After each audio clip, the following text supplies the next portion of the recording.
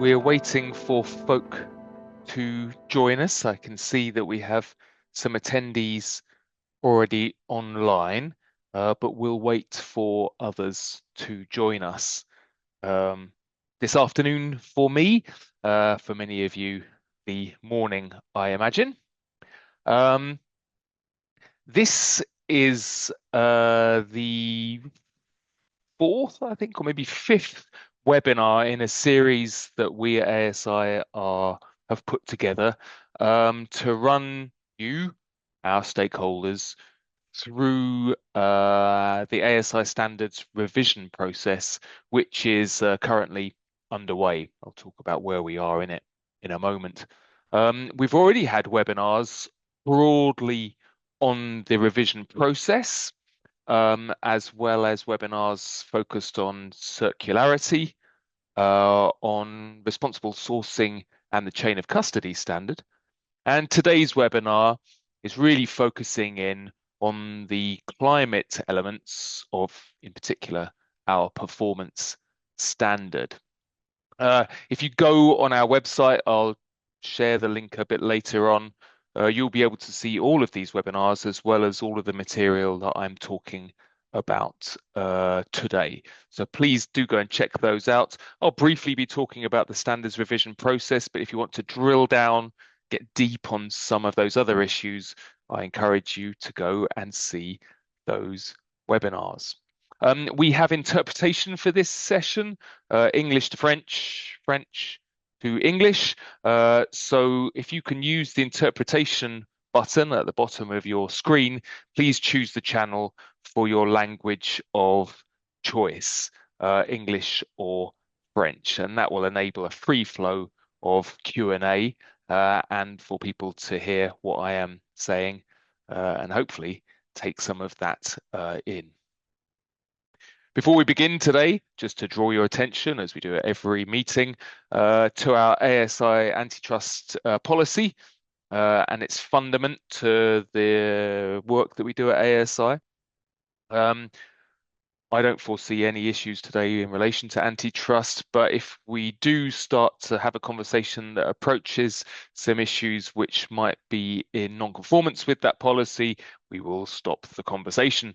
If you have any concerns, please do use the chat box or even the Q&A box to inform me. We, as ever, acknowledge Indigenous peoples and their connections to their traditional lands where we and our members operate, and we aim through all our work to respect the cultural heritage, customs and beliefs of all Indigenous peoples, and we pay our respects to elders past and present. Of course, our Indigenous Peoples Advisory Forum is a critical part of the governance structure of ASI and has been significantly involved in the pre-consultation drafting, the result of which is the standards that we'll be looking at today. This is an interactive session, I hope.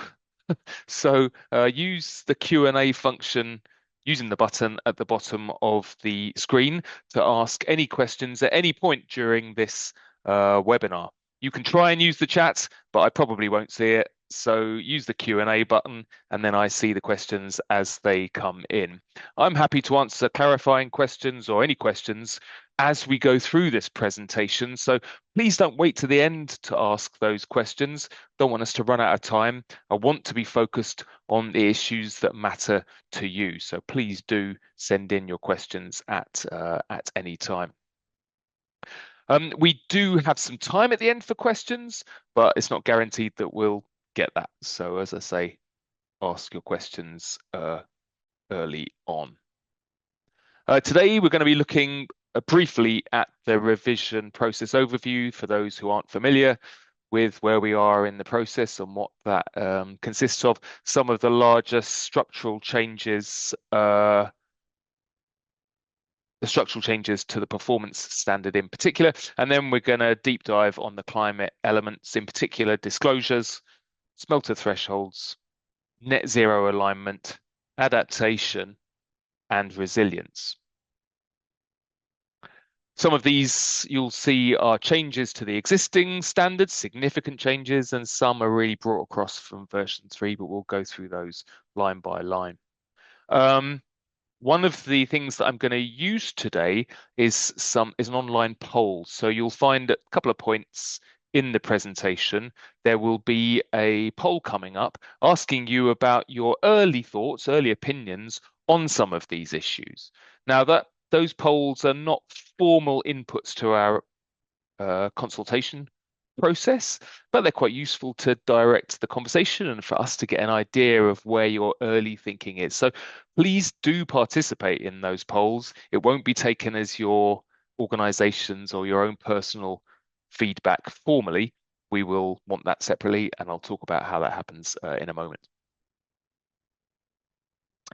The standards revision process that we are in the middle of relates to both the performance standard, current version 3 into version 4, and the chain of custody standard, current version 2 going into version 3, and the underpinning frameworks for those standards. So that includes our assurance framework, it includes the claims guide, and the guidance, which you will see being developed over the course of this year as well.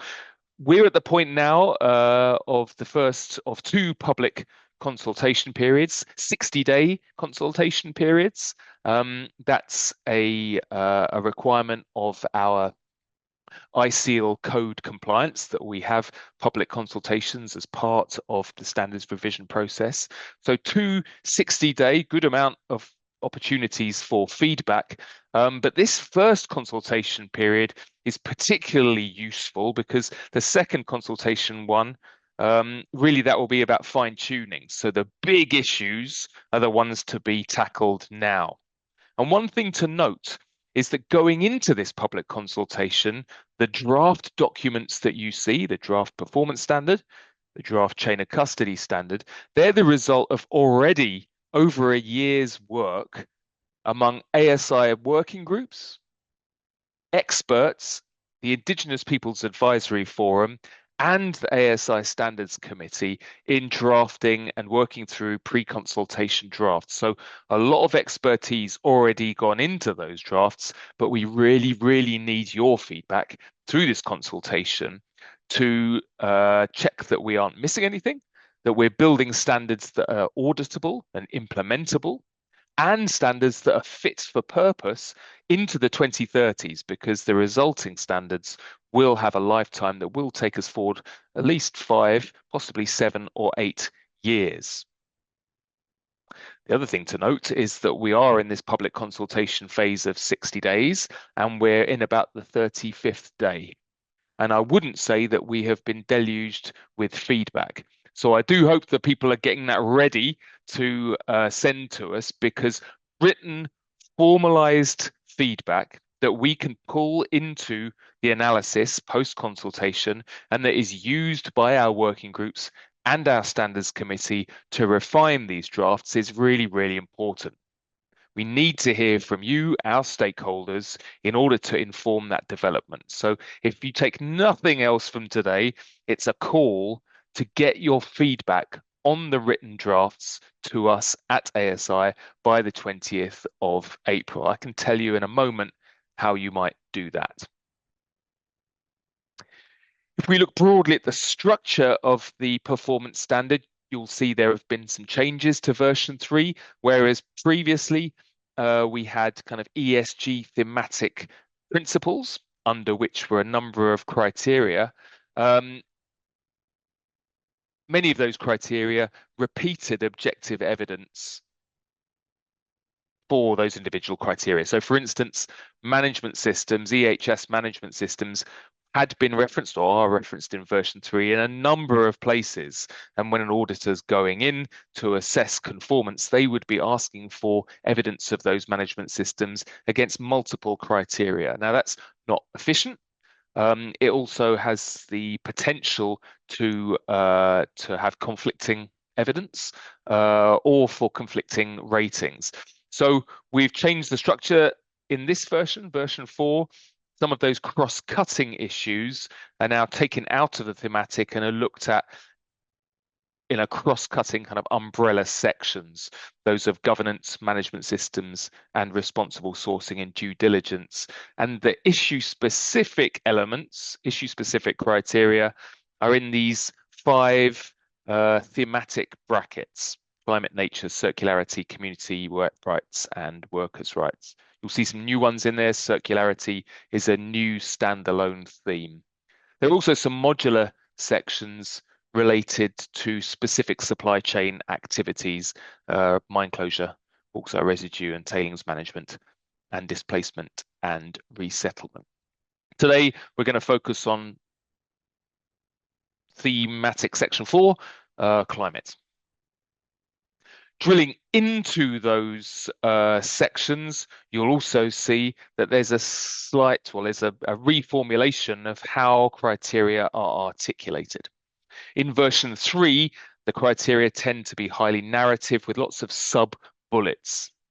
What that means is that when auditors are reviewing evidence against those criteria, there can be the opportunity for either interpretation of those criteria, or missed sub-requirements, or interpretation even by the entity themselves. And it makes for some difficulty in benchmarking across entities. In this new version, we've actually pulled out specific requirements, so what might have been those sub-bullets before, into individual requirements under individual criteria, against which one would have to demonstrate, using objective evidence, their conformance. Conformance will still be assessed at the whole of criterion level, but those individual requirements will be what the auditor is looking for, or evidence against those requirements, in order to assess conformance at the criterion level. One other change, you'll see these leading practice requirements also listed. Leading practice here is a way for entities to demonstrate that they are going above that minimum requirement. They're not mandatory in version 4. They're a way for entities to be recognized for their leading performance. And at the moment, we're looking at something like a 70%, an entity meeting 70% of applicable leading practices within a thematic area in order to make a leading practice claim in that thematic area.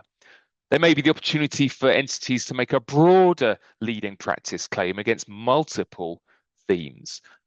We want to get your feedback in the consultation, so please do comment not just on the specific requirements and the substantial elements, but also some of these structural changes as well. So that's a bit of a broad overview of the structural changes. Take a look at our other webinar, the overview webinar, if you want to go deeper on those, but also take a look at our consultation hub, where you'll find all of the drafts, all of the webinars, links to the webinars, recordings of past ones, and the ones that we'll be having in the future. And also 2 ways to get your feedback to us. One, via a SurveyMonkey survey, which asks some strategic questions with a number of different options across the whole of the performance and chain of custody standard, and an Excel-based spreadsheet that allows you to give detailed feedback on individual specific requirements. So we're looking for your feedback in all and any way possible. And that written feedback, as I say, is extremely important by the 20th of April, please. Today, the kind of questions I'll ask are actually echoed in that SurveyMonkey survey. Even though I'm asking them today, please do still put your feedback formally through this process as well. So let's take a look at the requirements. Just bear with me 1 second, because I'm just going to open the Q&A box, which is shut down, to see if there's any questions. There are not, but lots of time, so please do get your questions in. The first area we're going to look at today is around disclosures and the GHG and energy-related disclosures under the new version 4, what's changed since version 3 and what's new. I think there was a real focus, a strong focus in the version 3 development, which was about 5 years, that's about 5 years ago now, on public disclosure. a few throughout the standard, but in particular in the climate GHG related section. And what that has led to, I think, if you look at some of the audit reports that are coming through now, is much greater transparency in the corporate reporting around greenhouse gases. So what you're seeing are scope 1, scope 2, upstream, scope 3 emissions being disclosed. They're being used to set targets as required by the version 3 of the performance standard. And there's more and more comparability between entities in terms of the emissions that they are disclosing. For instance, for primary aluminium, the use of the International Aluminium Institute's carbon footprint guidance, how that's being embedded in multiple entities or in all of the ASI entities. That's been great to see. What that means is that that kind of work on disclosure that happened in version 3 really it flows through into version 4. You're not going to see too much difference in version 4 from version 3. In fact, if anything, we reduce the requirement for disclosures around things like energy. Because the disclosures have been so strong on the climate under version 3, and because the energy data was being asked for as a proxy for climate, really entities are saying, well, why do we need to give you energy data when we're giving you the climate data that is well aligned with these kind of guidance frameworks? And we've said, well, yeah, why do you need to do that? So you'll see there is actually a reduction in the requirement for energy, and the GHG requirement really stays the same. There is one new criterion, and that is to ensure that product footprints, when summed up, are equivalent to corporate footprints. Now, we've had some early feedback on this that is quite challenging to do, and where is the value in it? Does it drive change? So really do want to get your feedback on this, on how easy that is to action, and really your thoughts on whether that does drive any change. There are a couple of leading practices under disclosure, and these are an interesting outcome of implementation of version 3.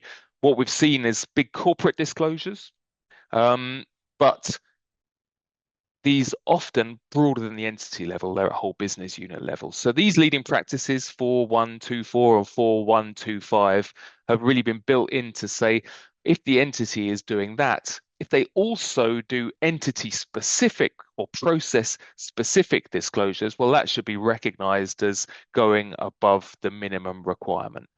So not a huge difference in there, but a bit more specificity that confers leading practice to the entity against these criteria. Chris, there's one yes. quick comment, question that's come in on the chat. Hi, everyone. About the previous slide, I believe, Donna, if that's right, asking if that's required for all products produced by the entity or for the products produced by the ASI certified facility only. Touches on our internal discussions around certification scope. Maybe you want to take that one before we move on. Yeah, I'll take that one before we move on. This has an internal logic, I would say. So if the disclosure under 4.1.2, I think it is, or for your greenhouse gases, if that disclosure is at the broader business unit level, then I would expect that 4.1.1, the footprints related to the products from that corporate, that's the same scope.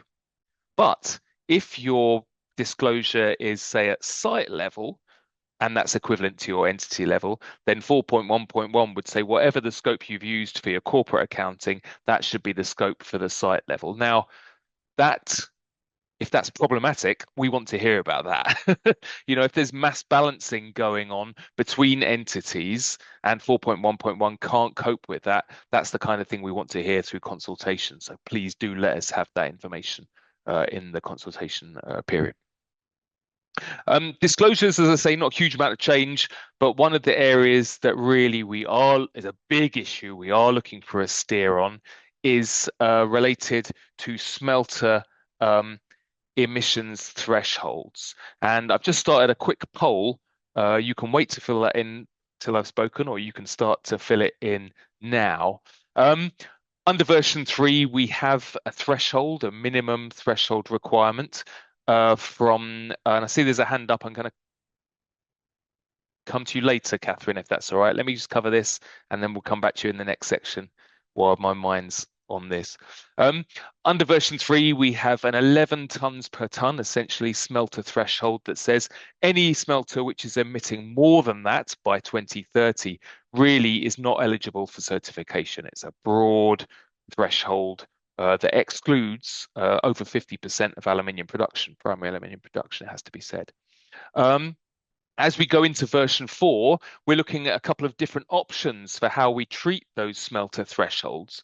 But before I talk about those options, maybe I should just say that essentially the cradle to gate scope over which those are measured remains, but there is a slight change in the system boundary. Whereas before we measured at the output of the cast house, but we said it was only electrolytic metal, so you have to back out the recycled content, the scrap content, which can be confusing. In this version 4, we say, well, do you know what? We're going to move that system boundary one step in to the output of the pot room.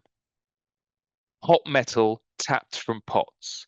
And in that way, we guarantee that the scope only includes electrolytic metal. It doesn't include any recycled content. So any threshold that I talk about for primary aluminium for the next few minutes, that's the system boundary. It's cradle to gate measured at the output of the pot room. It has no recycled content within it. In any case, it references the IAI's carbon footprint guidance. At the moment, there's no change to that, and that would form part of the guidance we develop in the next phase of the revision process. So what are these two options for smelter thresholds? Well, option A, you'll see in the SurveyMonkey survey, and I can see it on the screen now, is that we maintain that minimum requirement threshold. And our working groups, our climate working groups, spent a lot of time looking at that threshold, that number, and saying, well, is there an opportunity to move it, move it up or move it down? And really, because there's this step change in smelting, depending on your power source, that 11 tons, in order to increase the cohort of aluminium covered, would have to increase quite a lot in order to capture much more aluminium. So the feeling of the climate working group was if we retain a minimum threshold, we should retain the 11 tons per ton as the level. What that does, it excludes essentially new coal-fired power. And that was seen, or is seen by some, as critical to the credibility of ASI. By others, on the other hand, it's seen as excluding a large, in fact, the majority of primary aluminium production from ASI certification. And not just the greenhouse gas related elements, but all of the requirements in the standards. So it doesn't have an opportunity to drive change in things like workers' rights, community rights, nature, etc. So it's seen as a barrier to entry built around a single issue that excludes a large proportion of the industry. The second option, option B, says, well, let's get rid of that threshold. We have a pathways approach that says that all entities, no matter where they start from, must decarbonize against a given slope. So why do we need this threshold for baseline performance? Let's get rid of that, enable folk to come in and then drive change. So essentially, they're the two options at play. Keep the 11 tons per ton, remove the 11 tons per ton. But what's new, but the same between those two options, is the introduction of a leading practice threshold, a way to recognize lower carbon producing primary folk. And that level has been set in the draft at 5 tons of CO2 per ton of aluminium. We really need your input, your feedback on both on these options, but also on whether those levels are appropriate. So, let us know which option you favor, but also if you see other numbers that are justifiable, what are they and what's the justification? Very interesting. If I look at the poll that's just come in, and I can see only 6 of you have participated. We did hold another climate webinar. I wasn't allowed to mention it because it doesn't do well for the recording, but I'm going to mention it now. You're the second in 2 groups that have done this poll today. And this morning we had 20 people doing it. And I have to say that the result was quite different. So the Eastern Hemisphere did see option B as the potential for the industry. And you, the cohort who are west of Europe or in Europe and West, see option A, the maintenance of the threshold, really is the preferred element. Now, that might say something about the power mix of the globe as to where you see that threshold lying. But we are going to get in the consultation this wide range of feedback. And so as well as looking at these 2 options, we'll also be thinking about, well, how might we move from an entrenched position to some other position, which might be an on-ramp for those that are higher emitting, yet to be defined. But we really do need your feedback. We need your written feedback. So please do let us have that through the SurveyMonkey survey and/or the Excel spreadsheet. Chris, just a quick one. I don't think we can see the results yet. If you have you published those? Let me share them now. I was waiting for more people to come in. You can't do this dynamically, unfortunately. No. I don't think so. So that's it fixed. I think this morning, out of 21 people, is it 21 people? I think we had 6 or 7 for option A. We had around 12 for option B, and then we had about a handful who said there should be no thresholds at all, get rid of all thresholds. That's not actually an option in the consultation, by the way, but feel free to articulate that in your feedback if you want. I'm going to stop sharing this poll, but I'm going to start another one now. It's across a number of different issues, so feel free to fill that in as I am talking. This next section is on net zero alignment. This builds on version 3. Under version 3, we had greenhouse gas reduction criteria that essentially said entities must set targets that are 1.5 degree aligned, and they must demonstrate performance against those targets. So really emissions reduction criteria. We're expanding that in version 4, and we still have target setting and performance related criteria. I'll talk about those in a minute. But we add new criteria that are broader and related to net zero. So what you'll see, well, again, I'll articulate these in a moment, new criteria related to emissions avoidance, removals, and also climate financing. So still a focus on emissions reduction, but these extra elements also form part of the new version. Target setting is the first one. And those of you who are familiar with version 3 will know that ASI has a commitment to 1.5 degree alignment. That's well articulated in the last version of the standard.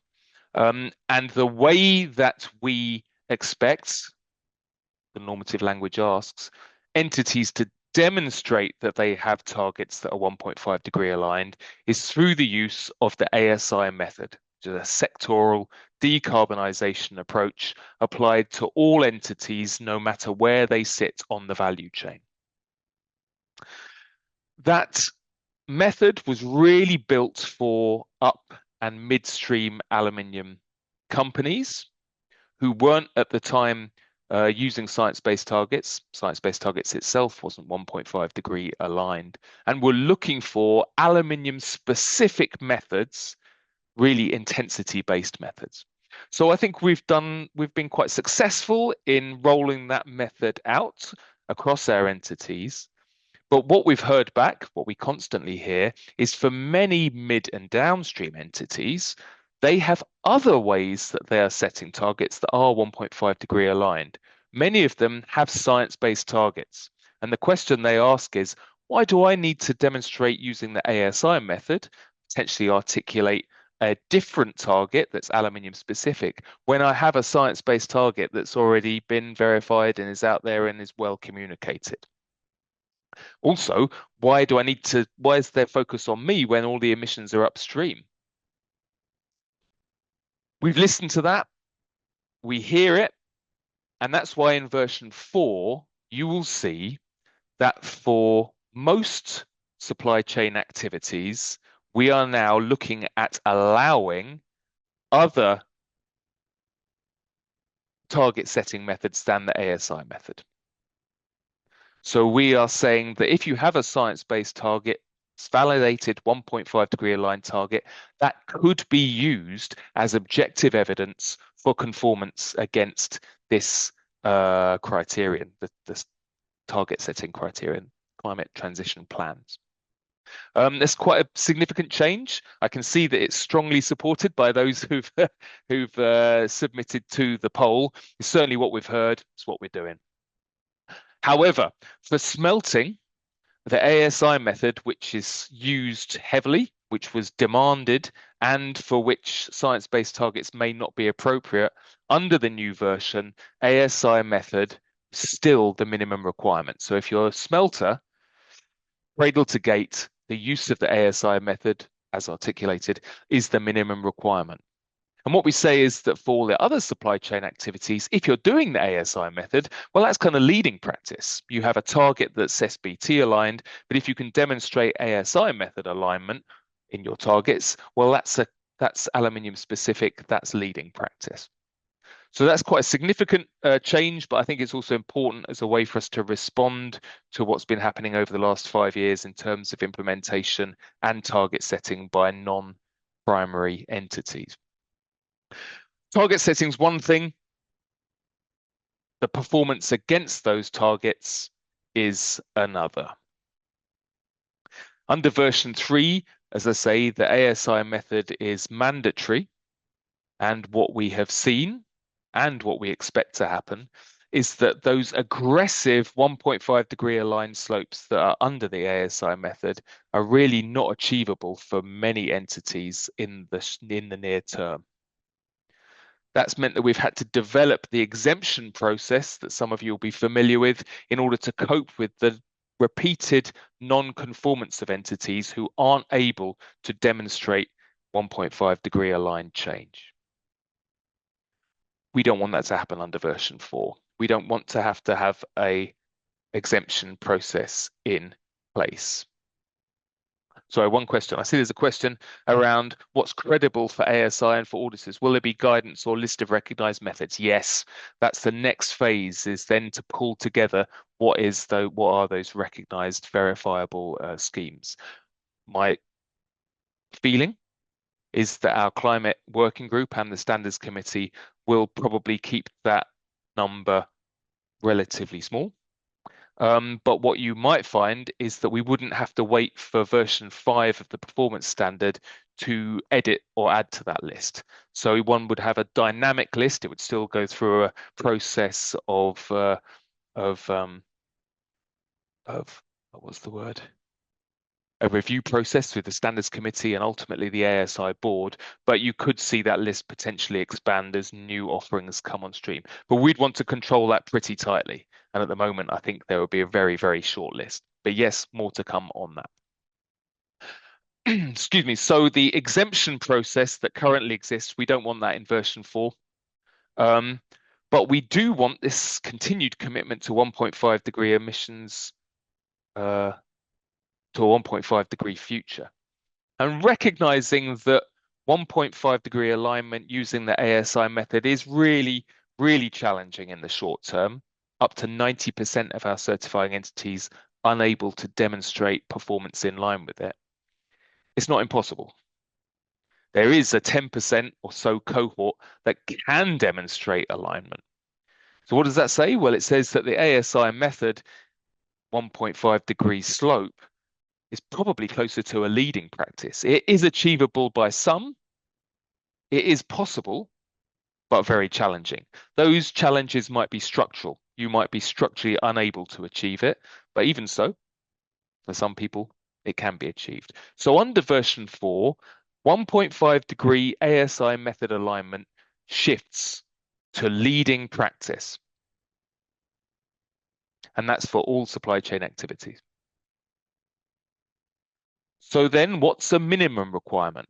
Well, the feedback we have had, and actually Chelsea and I were on another call earlier on today with one of the industrial cohorts, was to say this, depending on where you start, there's a difference in the effort that you need to be putting in a minimum system, right? Those who are already low carbon, they're all going to find it very challenging to, in the near term, reduce their emissions further. And those which are higher emitting, well, they've got more to do. And in our version 4 draft, you'll see that differentiated responsibility clearly defined. So we have for upstream entities 2 different levels of minimum performance. 1% per annum averaged, or 2% per annum, depending which side of the 5 tons per ton threshold you sit. That's just for primary aluminium, right? For midstream and downstream, the feedback that we got is, well, we have different levers. For us, it's not about power mix and technological development. For us in the midstream, it's about access to lower carbon primary, but also recycled content. So let's build some of those metrics into the performance framework. And that's what we've done. So you can see on the screen now, there are different approaches depending on where you are in the supply chain. And there are options for how you demonstrate performance. So you may, at the midstream, want to demonstrate via increasing recycled content, or you may want to demonstrate through a reduction in your carbon footprint of your procured aluminium, or you may already be at a low level, such a low level that really in the near term, your actions are limited and you are almost exempt from this criterion. I do have some slides on that, but given time's short, I'm not going to go into those in detail. My main message here today is differentiated performance depending on where you are in the value chain and depending on your starting point for primary aluminium. They add potentially complexity to the standard, but really what they do is they focus on the specificities of your parts of the value chain. So review those, take a look at them. We want to hear about your thoughts on differentiated performance. I see there's some support for it in the poll, but also whether those levels are right as well, whether those percentage changes or those metrics are the right ones to be focused on. I've got some nice slides here, but you can see these at your leisure. I think we'll publish these online.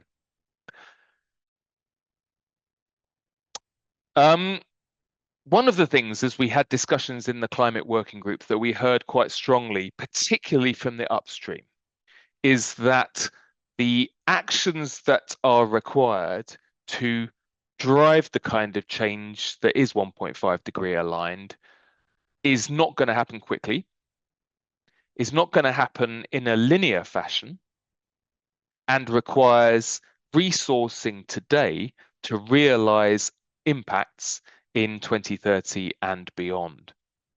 And that's why we've built in a new criterion, which actually is part of the climate transition plan, for entities to demonstrate that they have put in place or are putting in place the resources to achieve targets. this is in response to the fact that entities say, well, maybe it won't be realized till 2030, but we need to demonstrate today, the entities need to demonstrate today that they are taking action that will have positive consequences in the future. So under this criterion related to climate financing, we have a minimum requirement that financial resources have to be allocated and demonstrated to be allocated to achieve near-term targets, and a leading practice that says that in the same way, those resources have been approved for the achievement of mid-term targets as well. And those targets are the ones that we talked about earlier on, the earlier articulated targets.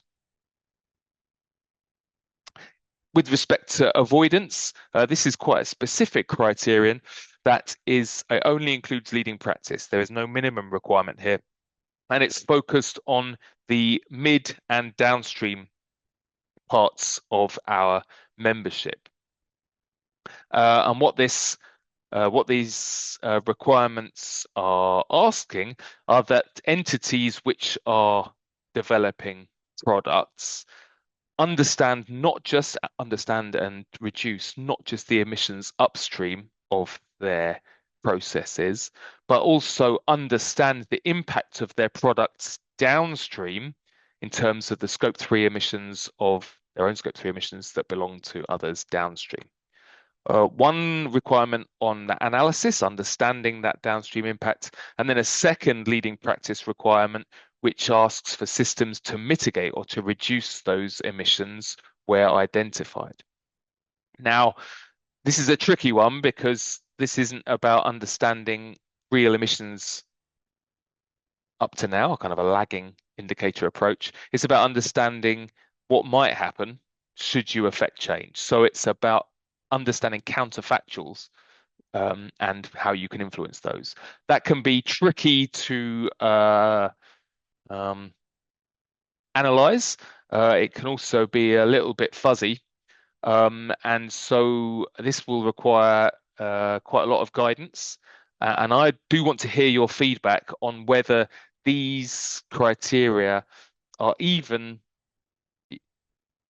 you can even evidence them, right? So this is one area on emissions avoidance that I'd really like your feedback, particularly from the mid and downstream, to say, are these valuable criteria for you to demonstrate leading practice, but also whether you're able to evidence them and also have comparable data with your peers as well. So that's emissions avoidance. It's quite specific to certain parts of the value chain and only leading practice. And the final element in the net zero alignment section is around emissions removals. Now, this is new. Our main focus here has been alignment with the SBTi net zero standard. I'll talk about the specifics of that in a moment. But the first thing to note is that the aluminium sector emits about 1 billion tons of CO2 per annum. We have a 15 billion ton emissions budget from 2018 to 2050. And so essentially, without emissions reduction, business as usual, you're looking at a 15-year window in which we draw down fully that budget.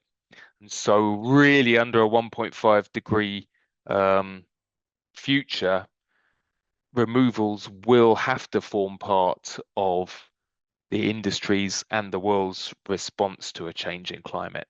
That's not to take away from reductions. It's in addition to the reductions that entities and society undertakes. The first requirement that we have under this criterion as a minimum requirement is that entities begin to understand, not to publicly disclose, but to understand and to estimate their own cumulative emissions portfolio over the last 20 to 25 years.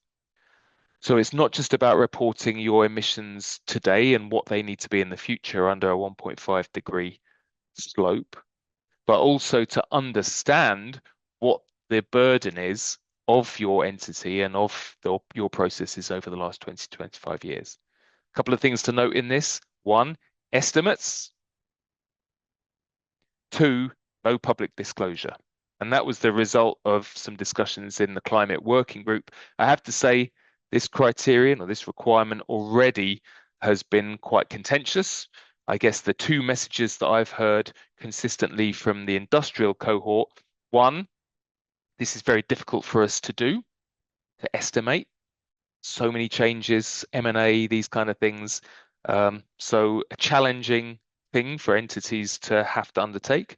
And two, what's the value in it? Does it drive change? They're questions I hope we might be able to answer. And one of those, I would say, is the fact that the change that is being driven here is an understanding that every year that the industry does not reduce in line with 1.5 adds to the burden that is taking away from the industry's budget. So you can see here the orange, these are all III data, by the way. The orange sectoral emissions absolute, they've actually plateaued over the last 5 years. That's great news. The grey lines are the 1.5 degree trajectory, what the industry should be doing in order to be 1.5 aligned. The blue bars are the difference between those two, and the yellow bar is the cumulative emissions over budget. And what you can see is that in 2024, the accumulated over budget emissions are the same order of magnitude as annual emissions from the sector as a whole. So what that means is only going to be added to. And so there is this burden that really will require drawdown through removals. And that's where the second element of the removals criterion comes in. This is taken almost word for word from the Science-Based Targets Net Zero Standard, which is due for release very soon. SBT apply it to only medium and large scale industry entities, and that's what we do too. And for them, it's their recognized status. But for us, it's a minimum requirement for medium and large enterprises. And that is that those entities take responsibility for at least 1% of their ongoing emissions through the purchase of carbon credits or other actions every year in order to meet this requirement. Now, that's not instead of reducing. That's in addition to the reductions. So the requirement to reduce the 1% or the 2% elsewhere in the standard is in addition to this minimum requirement for investment in 1% of removals. There's a second, a leading practice, again, harmonized with science-based targets, which has entities take responsibility,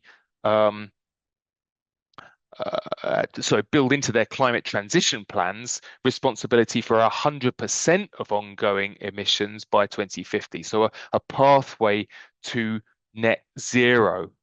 Now that's a leading practice here. That's not a minimum requirement, but the main message is both of these removals related requirements are aligned with the science-based targets Net Zero Standard version 2, soon for release. You may see some language change in SBT, and we would pull those across, I think, for future drafts. But for now, this was the language going into the final draft of SBT. The final piece, and I'll maybe only spend a couple of minutes on this, again new, and what the climate working group we talked about within this element of climate risk management adaptation was that this is an area of uncertainty. It's a kind of an immature climate related area. It's not as clear cut as maybe some of the target setting, well defined, clear lines, albeit challenging. But the climate working group said, well, even if it is a bit fuzzy, even if this is not so clear cut today, the fact that the version 4 performance standard will still be live into 2030, 2035, by that time, we expect this to gain a lot more maturity. And so we want to be ready for that. And we want the industry to be thinking and to be ready and to be building into climate transition plans adaptation and resilience for a changing world. So you will see new requirement, minimum requirement that says entities should be integrating adaptation and resilience in some form into their climate transition plan. And then a leading practice one, which is a bit more focused on climate risk management, formalized processes. Lots of guidance can be developed around this, and we'd provide that subsequently. So you can see these requirements, I think they're a bit soft in terms of the normative language, but they're a signal for really where the industry and where the world's going to need to be in the next 5 to 10 years. If you want them tightened up, if you know of any way to tighten those up, please do give us that feedback as well. So with that, I think we have some time left for questions. I'm just going to publish this poll, share the results there. That's a whistle-stop tour. 50 minutes, and there's a lot to get through. Climate is an area where there's been significant change to version 3, lots of new ideas in there, lots of new normative language in there as well. So I'm here to answer your questions today and subsequently. So fire away. Do we have one come in? No, that's been answered. Not that I can see, Chris. Okay. Give it a few minutes. Well, I'll give you folks a bit of time to think, and I'll chuntle on for a little bit, maybe to remind you that there's lots of different ways to get your feedback to us, but a really efficient way, a way that is relatively easy from your perspective and allows us to quantify responses relatively easily, is through this SurveyMonkey survey. You can see the link on your screen now. It's not just related to climate. This is across all of the performance standard and the chain of custody standard. And you can choose which elements you want to comment on. So you don't have to do the whole thing. It's voluntary and it's anonymized if you want it to be. So you can give us anonymous feedback. Absolutely. I think the only formal thing you have to say is where in the world you're from, Chelsea. I think that's the only thing. Yep. And that's country. That's not latitude and longitude. So once you've done that, for the climate elements, really the questions we're asking are pretty much aligned with the questions I asked today. Those smelter thresholds. Do you see a need and a value for continuation of a minimum threshold, or is there an opportunity to open up the ASI cohort to a wider set of entities? Is there opportunity for leading practice and smelter thresholds to be defined, and for some lower carbon aluminium producers to get recognition for that? And if so, what levels should they be set at? Other target setting, I'll be frank, looking at the polls we've had and all the feedback I've been getting, there really does seem to be general support for us to open up this target setting beyond the ASI method, especially for some of those downstream entities. So that will be interesting to get that feedback, and we might well see general support. But if you don't support it, also let us know. The differentiate. Sorry, there's a question I can take on the chat about ways of giving feedback. Yeah, please. Yeah. Q&A. So Dave's asking, there are a spreadsheet or a survey. They are complementary. So you can do both. The survey has both sort of guiding questions on some of these key focus topics that Chris has teed up today. So there's about 4 or 5 questions maybe for climate that go along some of these key themes: smelter thresholds, differentiated emissions reductions, where we're trying to kind of quantify at a high level where the stakeholder opinions are and give you a chance to explain why you've answered as you'd like.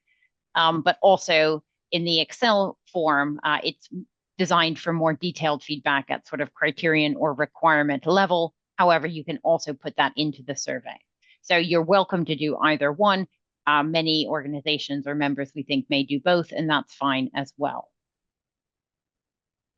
But you don't need to put the same comment into both. Let me just be clear. We will get it there either way.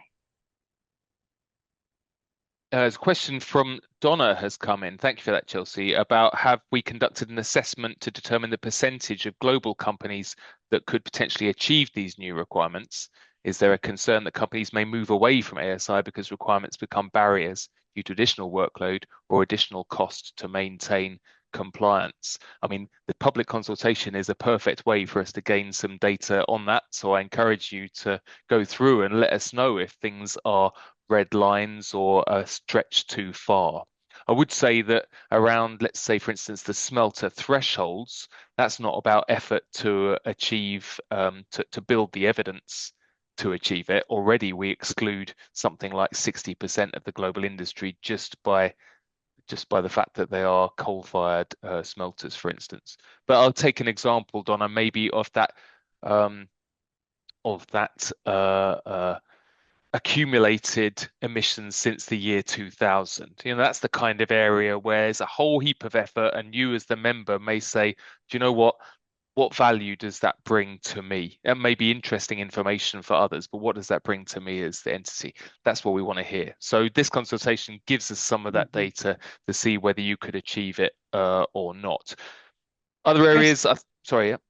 We did also do, as part of that drafting, we had about 10 companies across the value chain, maybe a bit more, also do a kind of feasibility assessment. This was back, I think, in August. So in those early draft requirements, as they started to emerge, we did have companies sit down and literally sort of score them green to red. Where would there be major implementation challenges and why? That feedback went back to the working groups to take into consideration. And there was definitely some movement. Some requirements dropped out or were merged together or moved, for example, up to leading practice. We expect we would be doing something similar again after this consultation period when the drafts are adjusted. If you're interested in volunteering for that, please do get in touch. It's really helpful exercise for us to have help with. That maybe leads in as well to the idea of, and we've heard this in a number of different places, is what's it called, equivalence and kind of harmonization with other standards. If you see there are elements in here and throughout the standard where you're already doing this stuff to evidence other standards, how ASI can use that evidence or how you can use that evidence for ASI alignment as well. So instead of having to produce for auditors endless pieces of evidence, your alignment with other standards may well be equivalent for ASI. So that's great to be able to harmonize not just internally with ASI, but also externally with other standards too. So your feedback there is really appreciated. And we're doing that to a given extent with this science-based targets alignment, but if there are other areas, do let us know. With that, I'm going to thank you all very much for participating today, in particular with the polls. Actually, we're going to take this data and we're going to take a look at that as well. It doesn't form part of the official feedback, as I said, but it gives us a good steer on where your initial thinking is. But I would say that even though that's initial thinking, you should be maturing it relatively quickly because the 20th of April is in fact, even before that, I think is the deadline for submission of public consultation material, either through SurveyMonkey or through the Excel. So I really do encourage you, especially with Easter and other holidays on the way, to take a look at that and to start to formulate your feedback as well. Chelsea, me, the rest of the standards team, the assurance team, all available to discuss with you and to talk with you about maybe some of your questions before you go into consultation as well. So please do get in touch if you do have any questions. With that, I'm going to thank you all. Thank you, Chelsea, for joining us today, and also for our interpreter, Adriana, who's been interpreting as well. I hope that's been of use for some of you. With that, I guess I'll see you all soon. Take care. Well done. That was a long day. Double header. Thanks very much, everyone. Take care.